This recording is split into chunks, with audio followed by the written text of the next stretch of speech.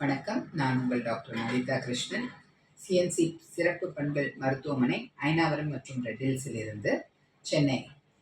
இங்கு இன்று இந்த பதிவாகப்பட்டது குழந்தையின்மை காரணி என்னவென்று. நிறைய காரணம் இருக்கிறது, அதாவது காரணம் நிறைய இருக்கு குழந்தையின்மையில. இதுல ஒரு முக்கியமான காரணம் எண்டோமெட்ரியோசிஸ் அப்படிங்கிற ஒரு கண்டிஷன். எண்டோமெட்ரியோசிஸ் அப்படின்னா என்ன அப்படின்னு பார்த்தீங்கன்னா, என்னடா இது புதுசாக சொல்கிறாங்களே, என்ன இது அப்படின்னா என்ன, ஒரு புது வியாதியா அப்படின்னா அப்படி கிடையாது. குழந்தையின்மை அப்படின்ட்டு இருக்கவங்களுக்கு இந்த கர்ப்பப்பையிலேருந்து உள்ளேருந்து பீரியட்ஸ் வருது இல்லைங்களா, மாதம் மாதம். ஸோ இப்போ அந்த பீரியட்ஸ் ஆகப்பட்டது வெளியில் போயிடுது.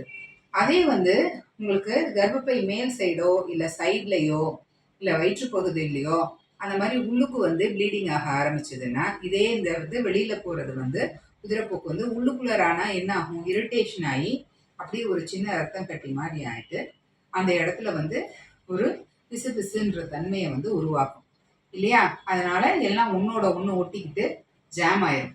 அந்த கண்டிஷன் பேர் தான் எண்டோமெட்ரியோசிஸ். இதுல மைல்டு, மாடரேட், சிவியர் அப்படின்ற கண்டிஷன் இருக்கு. அதாவது ரொம்ப குறைந்தபட்சமா இருக்கிற எண்டோமெட்ரியோசிஸ்ங்கிற கண்டிஷன், அதுக்கப்புறமா மிதமான எண்டோமெட்ரியோசிஸ், சிவியர் எண்டோமெட்ரியோசிஸ்னா ஃபுல்லா கிராஸ் அண்ட் பெல்விஸ்ன்னு சொல்லுவோம். உன்னோட ஒன்று கம்ப்ளீட்டா ஜாம் ஆகி கர்ப்பப்பை ஆகப்பட்டது, முட்டைப்பை, டியூப்ஸ் எல்லாம் உன்னோட ஒன்று ஜாம் ஆகி போய் கிடக்கும்.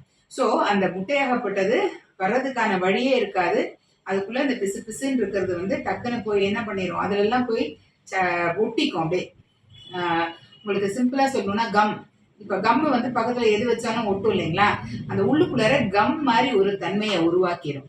ஸோ அந்த முட்டை உங்களுக்கு யுட்ரஸ் ரீச் ஆகவே முடியாது, டியூப் அடப்பு கூட இருக்காது நீங்க பாத்தீங்கன்னா. ஆனா இந்த கண்டிஷனை எப்படி மேடம் நாங்க கண்டுபிடிக்கிறது அப்படின்னு கேட்டீங்கன்னா, லாப்ரோஸ்கோபி, டயக்னோஸ்டிக் லாப்ரோஸ்கோபின்னு சொல்லிட்டு மேல இருந்து 2 டாட் தான் வரும், ஒரே ஒரு ஸ்டிச் தான் வரும். காலையில பண்ணி சாயங்காலம் அனுப்பிடலாம்.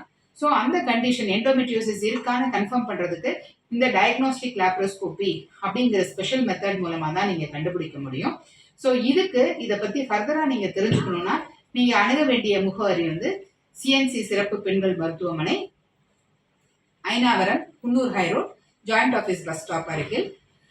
தொலைபேசி எண் 9791045527.